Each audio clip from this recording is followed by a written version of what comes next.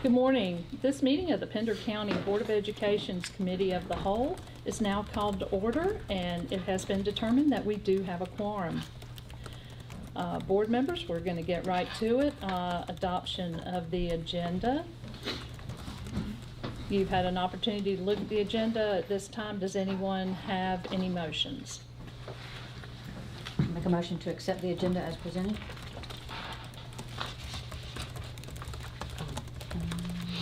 Okay. There's something about pre-K on here, so I think we needed to prove. Yes. Yes, or 6.2. I'm sorry. Would you like to make another motion? I'll make a motion that we accept the agenda with the removal of item 6.2. Okay, Mr. McPherson, can we take that? You can. Okay. It's the removal, it's not the addition. So we're motion to approve the agenda with the elimination of item 6.2, alignment of pre-K to elementary proposal. Very good. We have a motion. It worked. Very good. We have a motion. Do we have a second? I'll make a second. Thank you, sir. All in favor, please say aye. Aye. And the motion is approved. Thank you. Going right into the agenda, number 3, financial planning. Ms. Nowlin. Good morning, everybody. Right. The first item is the attorney expenses. Anybody have any questions relating to attorney expenses?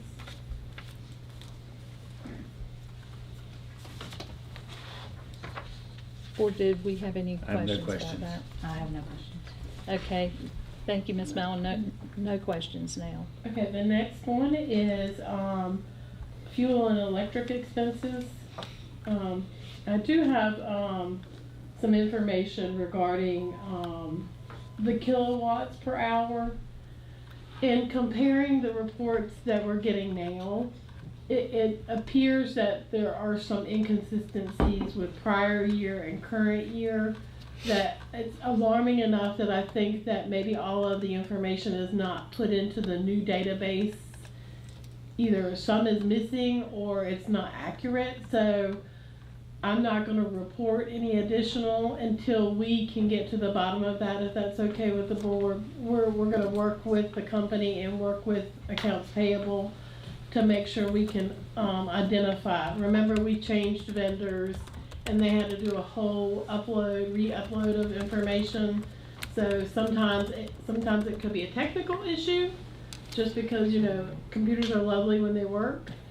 Or it could be, you know, just something got entered in the incorrect year or something. So I want to make sure that you get accurate numbers, if that's okay with the board. I know that you and I had talked about it, and I had asked for that because I did want to see if there were any, I wanted to see what differences there were between when we had our energy efficiency company and what we have now.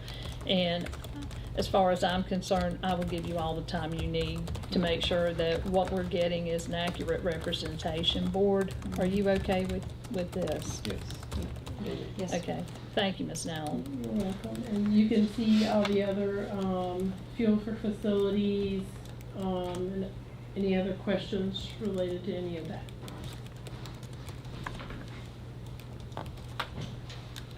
I think there are none. Okay. Yes. So the board report.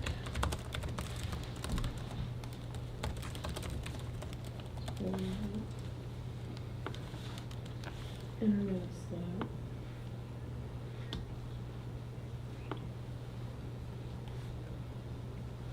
You can see that in the board report, we are approximately 58% expended totally for the year right now, which has us in a good place because we're about there. So I'm not alarmed with any of those areas. If anybody's got any questions or concerns, now is the time when we'll start doing some moving things around, trying to maximize funds. I just want to, BPI is having issues keeping up with, they have added a new financial software. So a lot of the things that we do to maximize funding, we're having to help them through the process. So I've got kind of like my fingers and toes crossed along with everybody else in the state of North Carolina. I don't know if Brandon's probably heard the same from other finance officers. So just be aware of that, and all of us are kind of taking different approaches to trying to clean up to get as close as we can to the end. They did make progress this month. They had some meetings with the financial software companies and stopped pointing fingers, both of them pointing back to each other. They just said, where the rubber meets the road, we got to get this right because year end's coming. So just so you guys are on the know, if you hear any rumblings of that is DPI changed the financial software on their side, which has really turned them upside down. So everything we do about 2 or 3 times now, because the system is not designed the same way it was prior, and they really weren't prepared. So just a FYI. That is absurd. So the program that they had before was compatible with our program, which is Link, correct? That's correct. So So now they they- changed to something that's not compatible. Sorry, Don. So they forced this on you. Yes, sir. Did they give you any notice? Well, they have, but the notice was that we're going to do this, and they really didn't run anything in tandem up there like you usually do when you change a software. Right. They just jumped. So, Okay. you know, and all, you know, just being very transparent, it is an effort to modernize, right? You wouldn't believe the things that we do manually or they did on DPI side, ordering cash and clearing salary exceptions. So the effort needed to be made, and it's a good effort to kind of modernize the product. We're all behind, but it's hit really hard because, you know, the transition has not gone smoothly. So on both sides, DPI sides or our vendor sides either. So, and communication is the #1 reason. I just think there was a lack of communication. Well, I guess it kind of begs the question, how is Link? Are they keeping up technologically? Are you happy with it? So I'm okay with it right now, knowing the choices that we have. Okay. Right now, it's one of the most stable out there because they've built some they've built some different products. Let me just say different. New Hanover is on a different product, and they are really struggling keeping up. I know you've probably heard in the news there were some districts that had the other product that DPI chose that they didn't get people paid. So, you know, my philosophy is we're going to stay where we are because it's working until I've seen some tried and trueness. I don't like to move financial software unless someone else has tested the bugs. I don't want to be the first on that one. So we're working with Link. We'll continue to work with Link until we can find something that's better. I think there will be eventually a better product, whether that's Link's modernized product or someone else. Very good. Thank you. I appreciate that. And you'll also see like the PRC budget summary report. And this is just a little bit more detail of what program codes, same exact ending balance of 58.94% expended, but this breaks it down a little bit more by the program, which means that's the program that the money is spent in. Any questions or concerns on that? I have a quick question, but it might go back to the one before. Being the new person, I don't always understand everything I'm looking at. So what exactly is the line item that says school leadership services? What is that? It's on slide 3B.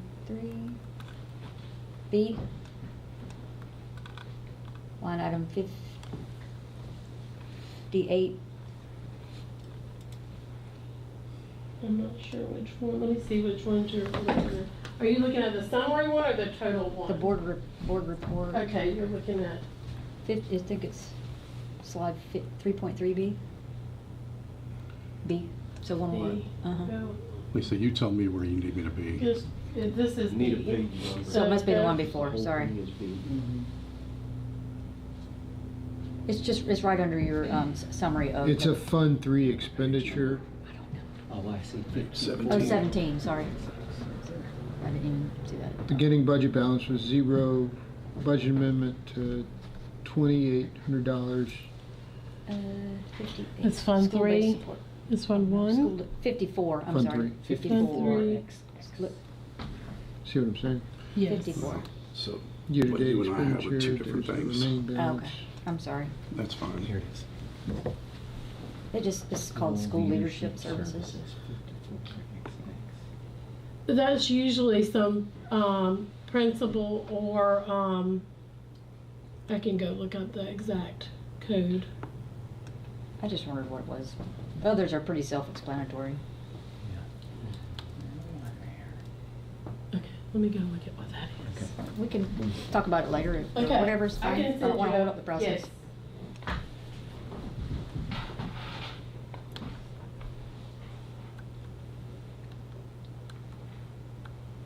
Okay, moving along, let's see, that was budget amendments, correct? That was the budget report. Budget reports, okay. And the budget amendments are attached next. Then we have special revenue, capital outlay, federal budget, and local budget. The special revenue budget amendment, that one is related to the Head Start modular grant that we just received. So that's budgeting those funds because we are getting ready to start working on that. The rest are just budget to actual. Just kind of clean up. Any questions?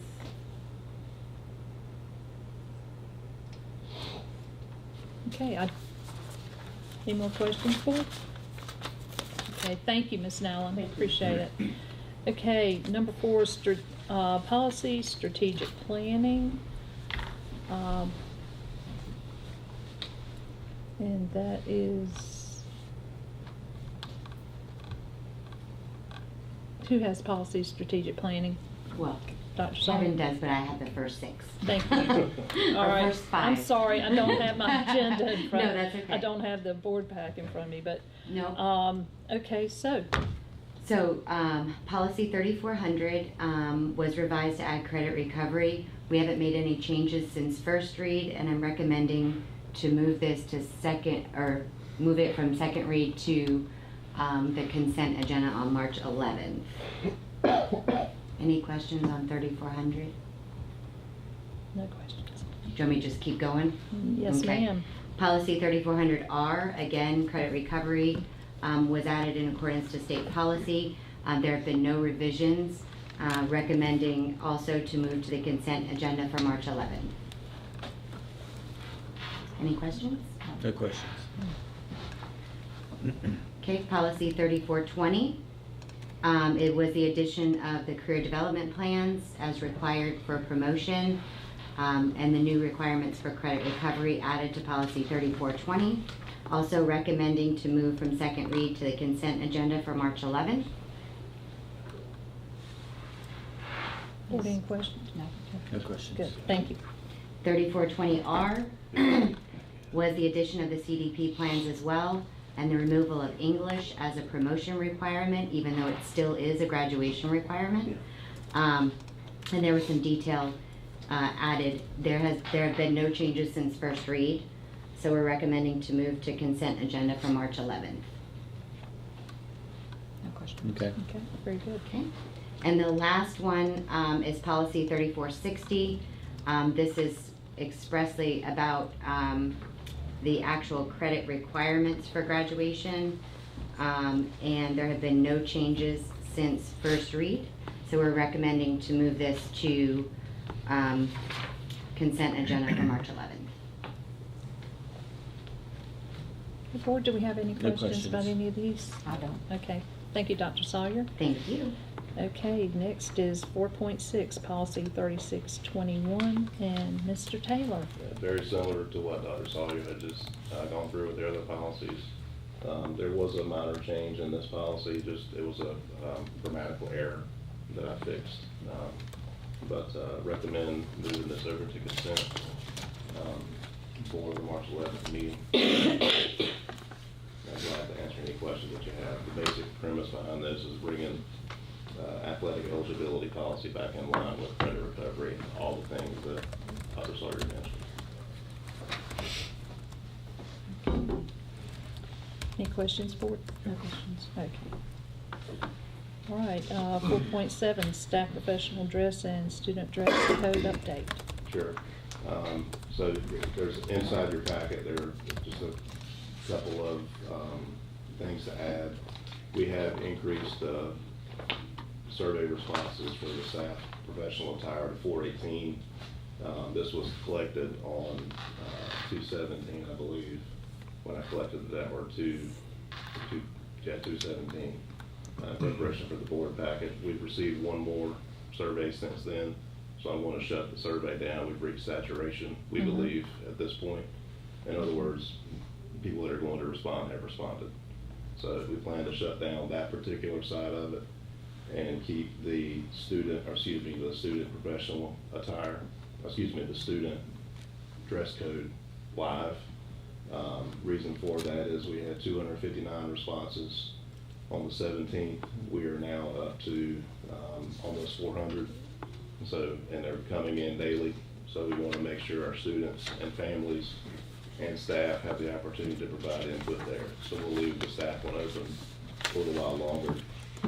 It's difficult for the student one to provide a whole lot of input now because we know we're not completely done with the survey. There are some trends in there that are in your handout or in your board packet that describe some of the early trends that we're seeing. Anything that says proposed solutions, I don't want that to be confused with our recommendations. That is proposed solutions from the survey. So just make sure that Understood. we understand what that means. Okay. Now, I'm happy to answer any questions that you have regarding the process of this moving forward. Very good. Just really a chance to update the board on what we're doing. Board, do you have any questions about the dress codes No just questions. presented? Okay, all right. Okay, next, 4.8, calendar adoption process for 26-27 update. Board, I'll go ahead and start, and then Mr. Taylor, I'll turn it over to you for more details about the calendar itself. But I just wanted to kind of talk about the why on the calendar, the way it is, and certainly we'll do this at the board meeting as well.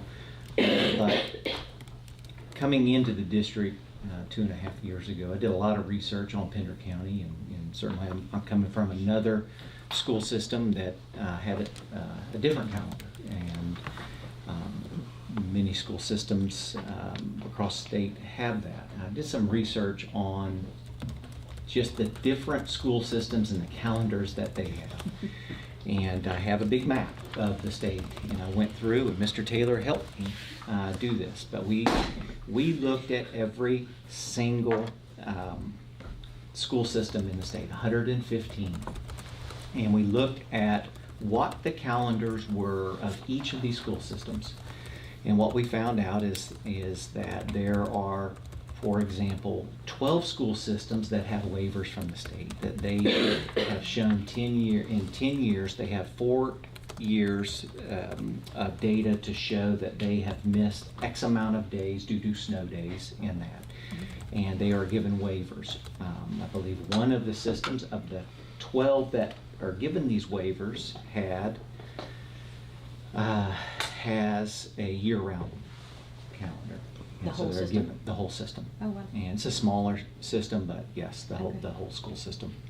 But the rest of them were along the Tennessee border, and thus getting a lot of snow throughout the year. So they were given the waiver to start earlier. Then we have the school systems that are either following calendar law or not following calendar law. And of those that are following calendar law, there are two categories of school systems. One is you're following calendar law and you are ending your first semester before the holiday break in December, just like Pender. And there were 31, don't have that in front of me, but there were 31 at that time. This was earlier in the year when we looked at that are just like Pender and following that calendar and then finishing sometime in May or early June. The later you get into June, the bigger the gap between first semester number of instructional days and second semester instructional days. And that's what we do. And so with our current calendar, I believe we have a total of 179 under this year's calendar of instructional days. And then, is that 79, 160, no, sorry, 169 instructional days, sorry. We had 79 first semester and 90 second semester. So that's 169 instructional days. And then there are school systems that don't break calendar law, but finish somewhere first semester, somewhere in mid to late January, thus equaling out your semesters as close to a 90-day calendar, giving you 180 rough days. And it was my understanding that Pender County used to have that calendar at one point. But we changed somewhere during COVID, or at least near COVID, that changed. And then you have school systems, and I believe, and that changes quite a bit, but I believe there are 31 or 32, 30, 31, 32, it's hard to tell right now because they are flipping and flopping in and out, that break calendar law and start 2 weeks earlier in August, and thus have more of a calendar that is similar to a community college calendar, but yet they don't end as early as the community college does, and thus to have close to 90 semesters by doing that. And so looking at that, and then looking at our accountability scores, you start asking questions. And in 1819, I started looking at the research, and I have accountability scores from 3rd grade through high school, and looking at how Pender County is currently doing compared to prior to COVID. Everybody knows during COVID everything changed. All right, but if we look at that and we look at 3rd grade, such as ELA, 3rd grade ELA, in 1819, our accountability score is 59. All right, 59 on proficiency in EVA scores. We scored out of the 59. Currently, in 23-24, we're still at 50.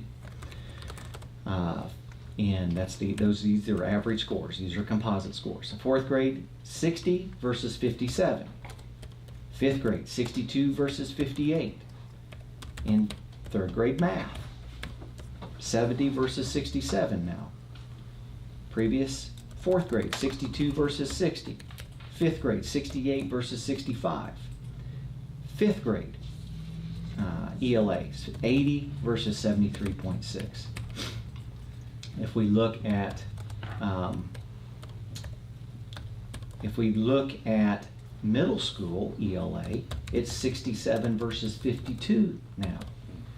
7th grade, 60 versus 53 now. 8th grade, 57 versus 54 now. That's ELA. Math is 63-59 in 6th grade. 7th grade is 56 versus 54. 8th grade is 57 versus 51. And then science is 85 versus 74 now. And Our high school, on the other hand, has rebounded, except for Math 1. Math 1 is lower than it was prior to COVID. But our biology, our English 2, those scores are actually at or above what it was prior to COVID. So really, this is fundamentally when we look at a calendar and I'm asking for more instructional days, this is really looking at 70% of our district, and that is in elementary and middle school, and what we are doing to increase more instructional days to prepare our students better for the next grade level and the next grade level. And looking at the number of days that we had from 2007 up until 2018-19, this district had on average 181.3 days of school. That means that we had counted that at some point had 185, 184 instructional days. After COVID, we ended up moving the testing date prior to the holiday break in December, and we averaged 167 instructional days. That's a 14.3 day difference between then versus now.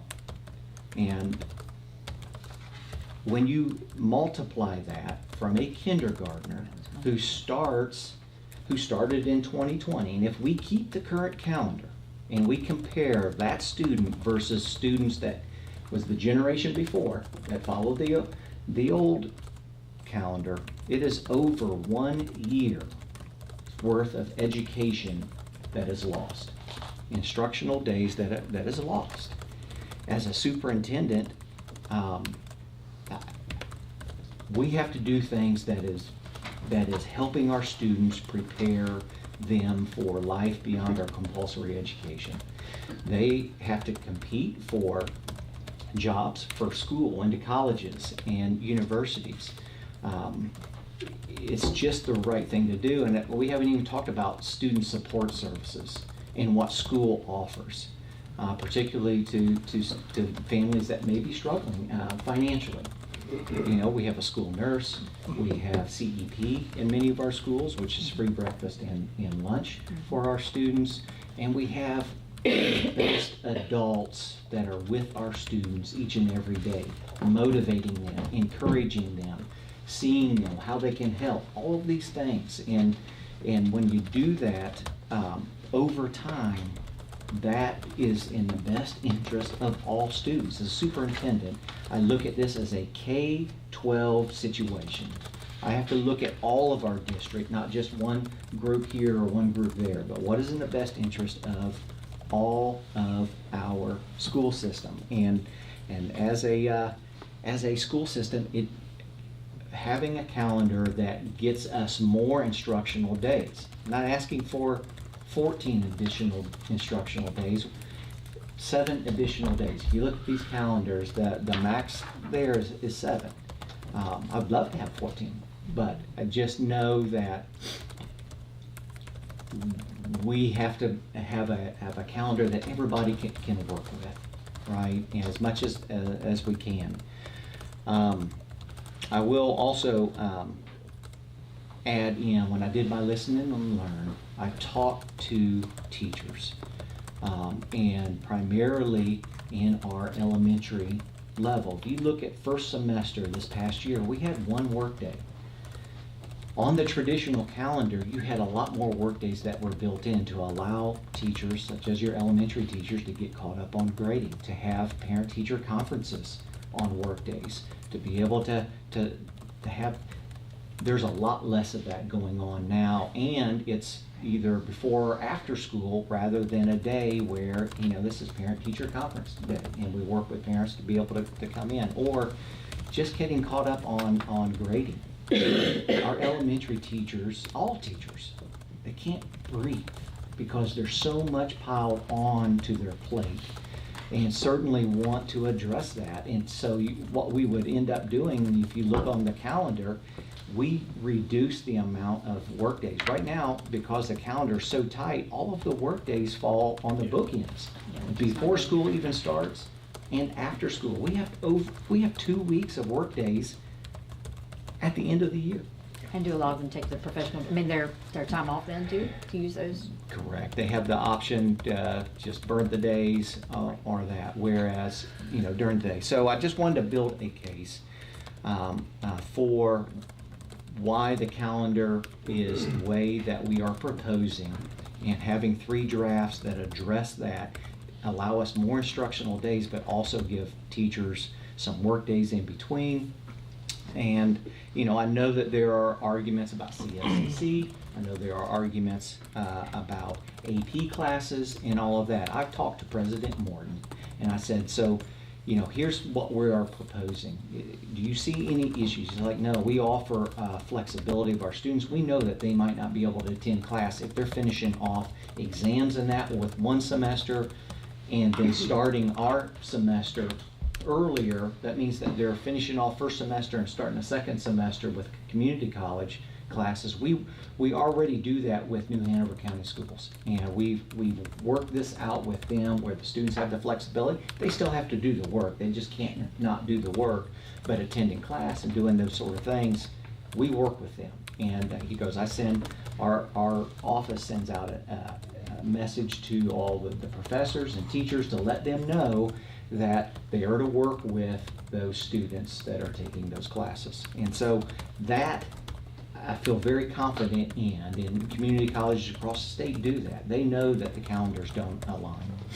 And as far as AP courses, I talked to Topsail High School recently, and I know that there are school systems and schools that look to do a master schedule that's slightly different, where a student that's taken an AP course, this is just one example, an AP course, it's married with another AP course, and they do AB day all day long, all year long. And so and then they have some classes that are just semester long. Most of your electives or non-tested subject matter, they can do both. It's a hybrid schedule. That's just one example of how schools have worked through this to do what's in the best interest of their students. Is it perfect? No, it's not. I wish we could say 100% it would be not impacted and wouldn't have to balance a couple of things at once, but it does happen at the high school level. It's not super ideal, but we do work with students to make sure that they have some flexibility, and we have adults there that are helping them along in this. And so I just wanted to sort of lay the groundwork for the calendar and what we are proposing. And at this point, I'll turn it over to Mr. Taylor, who will go through the calendar and some of the survey stuff that we sent out. Thank you, Dr. Breedlove. Yes, sir. So we've heard from all 19 schools now, either by survey response back to us or virtual meetings with stakeholders in the schools. So I'll hit some of the summaries, the consolidated and synthesized information that we have received. Just in summary, some of the highlights and key priorities from our schools include making sure to minimize disruption of high school schedules, particularly regarding exams, which Dr. Breedlove has spoken to. Optimizing work days for teachers, and carefully considering the timing of breaks in relation to students and staff. There has been some discussion of a waiver request through that information that we received back from schools. There has been a request for instructional day balance. In other words, reference to more even distribution of instructional days between the 2 semesters. Preference for more work days at the beginning of the year and scattered throughout. Currently, we have drafted calendars, and we are revising those now based on the feedback that we have received. I would draw the board's attention, and anybody who's listening or watching, is we have very little flexibility under the calendar law. That we can typically move work days around. We can typically we try to put those close to grading period breaks to give teachers a chance to catch up on grading, things of that nature. We also offer those times for professional development for our staff. So we are taking the time to work through some of the concepts that were presented to us, and we will have those draft calendars ready for you to review on the 11th. At that point, we're actually really on schedule for our timeline. We haven't deviated from that timeline since we started. The next step after you guys review them will be to send them out to the community and back to the schools one more time for their final review. And then in April, bring this calendar to you with the options for your vote to adopt the calendar for the 26-27 school year. Any questions regarding the process or anything that Dr. Breedlove mentioned?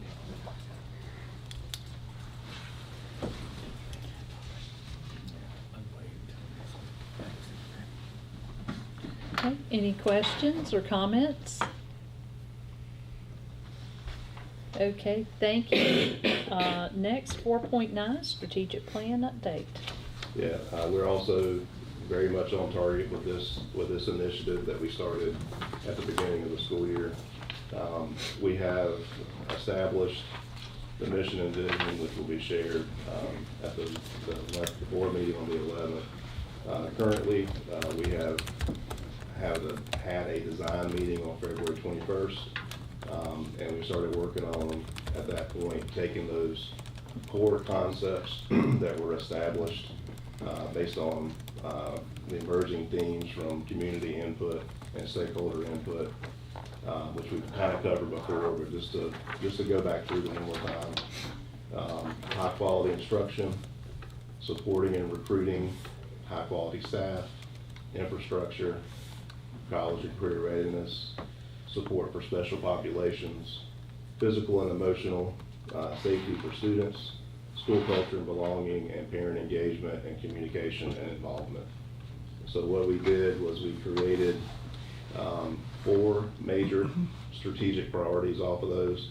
One is high quality staff, one is infrastructure for growth, the other 2 are academic excellence and culture and belonging. All the other components that were listed in those 9 or 10 that we talked about are embedded into multiple areas of all 4 of those categories. So the work that was done on the 21st actually started putting strategies and goals in place for those particular buckets. We are in the process now of reviewing them again. We have strategic leads in each category. For instance, Dr. Sawyer is the lead for academics. I'm the lead for, and Wilson is the lead for high quality staff. And so within the next week or so, we'll have those things vetted and ready for public view. Hopefully by March 11th, we'll have those things to you as well. Just depends on the timing and if we have another snow day between now and then. So, Let's hope not.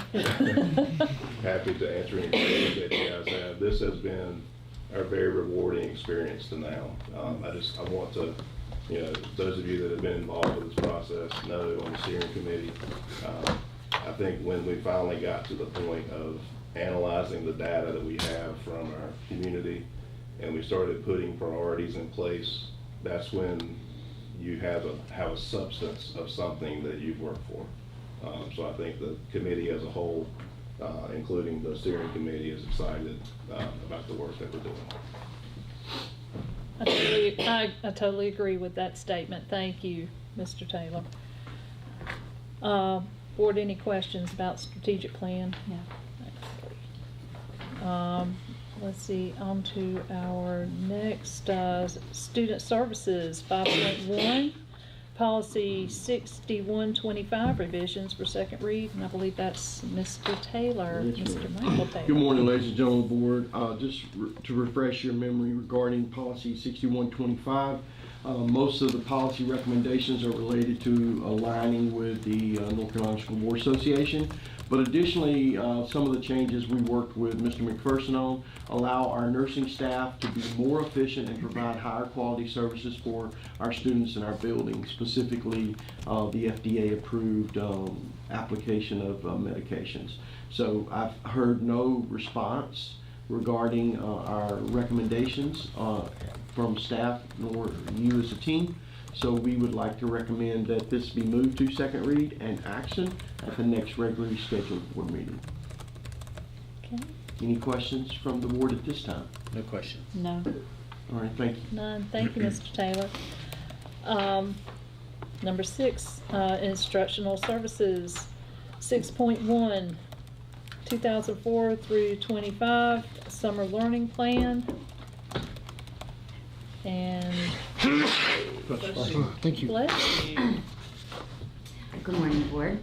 The summer learning plan is required by the state of North Carolina to be approved by the board. In Pender County, we're following a similar plan as we did last year, even though in the past we've had a lot of ESSERS funding for summer learning and different camps and things like that. We are doing a re-administration and remediation session right after school ends, starting May 27th to June 4th, for all students who may not have passed the EOGs or the EOCs. So we'll do like a day of remediation and then test them after. And that's in all traditional schools, June 3rd to the 9th at Pender Lee, because they're on a little bit of a different calendar. We will be doing Read to Achieve for grade 3 students to ensure that they are reading on grade level by grade 3. So that will also be happening June 9th or June 12th to the 27th. And high school credit recovery will be from June 9th to the 27th, and that'll be virtual for our high school students who may have failed the course. And keep in mind as well, with credit recovery changing, once we go through this summer and the year ends, all of the new credit recovery laws go into place. So that'll be the end of that. And just as an addition, not part of the summer learning plan that needs to be approved, we have several events happening across the district throughout the summer. And we'll provide you a calendar if anyone wants to go and visit. The Boys and Girls Club will be at South Topsail for the summer for 8 weeks. We'll have Star City Parks and Rec will be at Star City Elementary. We have Pender County Parks and Rec, that'll be at Topsail Annandale. We also have some AIG camps across some of the schools, and a couple of other smaller camps happening on 1 or 2 days. Some transition camps for students going from 5th to 6th grade and 8th to 9th grade. So those will be happening, and we'll provide you with a calendar if you want to visit any of those throughout the summer. Very good, thank you. And actually, I welcome that. If you could send us a calendar via on email. Yep, that we are finishing. It'll be another month or so before we have everything solidified with all of the camps that are happening. And then we'll be providing you, because I know Dominique is trying to plan some CTE camps, and again, without the ESSERS funding, we're trying to make sure that we have some really good offerings for our kids. That was a lot of money, and it's pretty hard to fill all of those empty spaces now. Yeah. But and everybody thinks that Pender County School stops after graduation, and we do not. No, we keep going. Absolutely.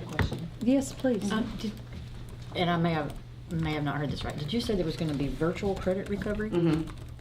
Is that for high school students? For high school students, yeah.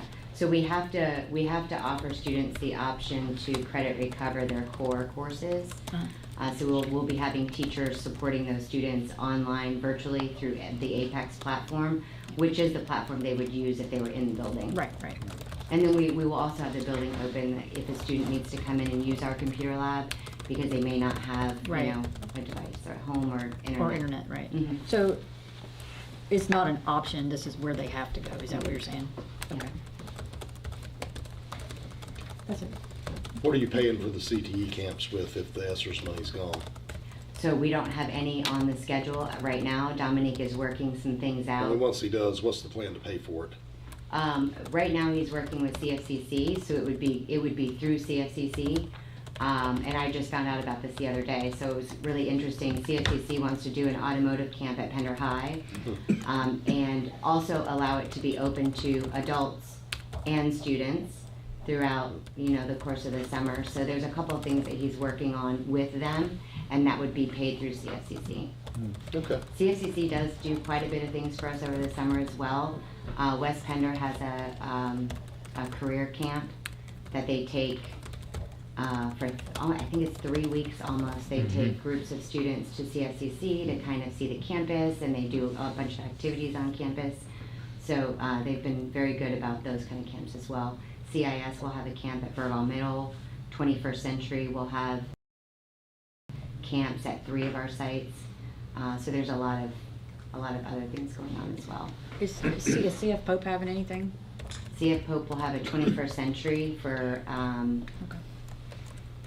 I want to say 3 weeks or 6 weeks over the summer. I'm not sure the exact dates, but yes, they'll have that. And we do have an AIG camp there as well. Okay.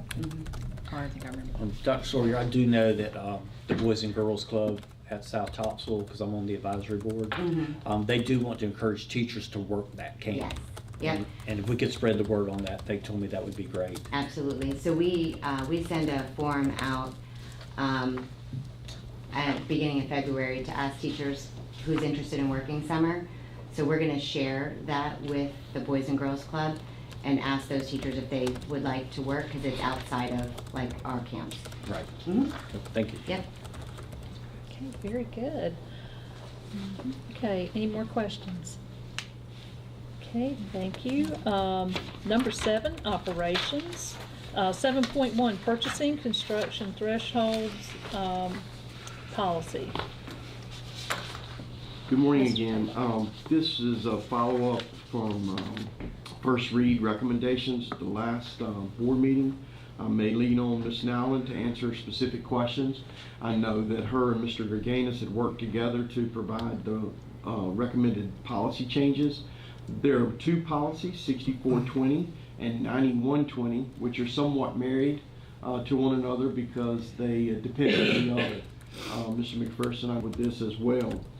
Policy 6420 is a recommendation to increase the superintendent approval threshold above 30,000 to 90,000. And then 9120 recommendations are to amend the thresholds within the policy from anything above 150 would come to the Board of Education instead of the state of 500 for construction projects. Our recommendation would be to move this to the action agenda for the next regularly scheduled board meeting unless there are further requests for changes to those 2 policies. Any questions from the board? No questions. No. Thank you. No questions. Thank you. Okay, 7.2, Chromebook purchase request. The next item is the student Chromebook order refresh. We recently approached the Pender County government. County commissioners have authorized and provided funding to allow us to purchase up to 2,000 student Chromebooks that will refresh our current needed items. We do have bids that are still pending. Tomorrow will be the final day for submissions. Mr. Macon and his team will be doing a bid evaluation, but the request would be to move this to action for decision, not to exceed the $700,000 that was allocated to us from the Pender County Board of Commissioners. Any questions for Mr. Macon or myself at this time? No. No questions. Just one comment. Thank you again, County Commissioners, Yes, for ma'am. allowing us, giving us the money to do this. Yes, ma'am. The next item is our Microsoft Suite agreement renewal. The licensing is, please remind me, how many years? 3 years. It's a 3-year license agreement with Microsoft for all of our Microsoft platform across the district. You do have the agreement renewal information, which includes Soft Choice, which is a state contract vendor. We would request to be able to move this to action, the next regularly scheduled board meeting, for a fiscal implication of $60,868.82 that would be paid from state funds. Are there any questions regarding the request? No questions? No questions? Hearing none, we'll move to the next item, which is the data center unified server cluster refresh. Our current servers are now 6 years old, and ideally we would be replacing those on a 5-year rotation. Service and just the reliability is the most important thing for our entire system, which operates off of everything we do is linked to our server. There is a $250,000 budgeted from state funds that we would like to move forward. Those bids will be finished or will be received on Friday for review, and then we would propose it at the next regularly scheduled board meeting for renewal. Any questions for Mr. Macon or myself regarding that item? No questions. 6-year-old server. I think that pretty much speaks for We've itself. been evaluating this one since 2023, so it's a long project. It's very complex. Okay. Okay, and next, The next two items are related to our new K-8 construction. I have listed each individual proposed change order for you, listed numerically with a comment to help identify those change orders and where the funding would be taken from. Most of this obviously is from the design build allowance. However, there are some credits that would go back to us in our owner contingency, and each purchase order, each change order is provided for your review, as well as some highlighted sections so you understand exactly where the funding comes or goes. Once you have an opportunity to review those, please feel free to reach out with questions. I know some of you are familiar with change orders, and but we did try to highlight for you the funding implications so it would be easy for you to navigate. During some of the de-scope, there was some redundancy, especially with some of our laboratory dividers. They were also with our plumbing contract, so we didn't want to pay for the same item twice. We were also able to navigate a significant decrease in cost with our landscaping requirements. Because of the natural buffer that exists, we were able to avoid the Pender County requirements for enhanced landscaping along the property line. Those are the two simple things that I can point out. We also recognize that there was a header above the gym, which was sitting on a row of brick soldiers. Instead of doing that, we'll remove the brick soldiers and have an enhanced welded beam placed for longevity, mostly, and ensure proper weight bearing. Any questions regarding I think there's 9 or 10 change orders in this lot. No. No questions. just one question. I didn't take the time to add it all up. Did we come out Yes, ma'am. in the black still? Yes, ma'am. Good. Absolutely. Absolutely, okay. Thank you. Remember, anything left in our owner contingency will be 100% returned to us so that we Right. can use it on future projects. Perfect. Okay. Thank you, sir. Yes, ma'am. And the last item I placed in there was the K-8 pay application number 8. Unfortunately, we just received that yesterday. I've not had an opportunity to review it with Mr. Nelson. I will be reviewing that. As you notice in there, there are no signatures from the contractor or the architect, so we have not approved it at this point, but please feel free to review that. And if you have specific questions about it, please don't hesitate to reach out to me. It will be approximately, I think it's $400 $446,782.74, which upon approval, we would want to move to consent agenda at the next regularly scheduled board meeting to proceed to providing that to the county finance office. Okay. Looks good to me. Thank you. Thank y'all. Okay, and with that, we have come to the end of our agenda. Can I just follow up with your request? Yes, So please, I'm 54 sorry. No, the 5,400, that particular budget is used for principal mentor pay. So 5,400 is usually tied to a principal, which means school leadership. So we have certain principals that are mentoring other principals, so they get an additional stipend. Okay, thank you. Very good. Are there any other comments or questions? Anything? Okay, thank you very much. At this time, we will entertain a motion to adjourn.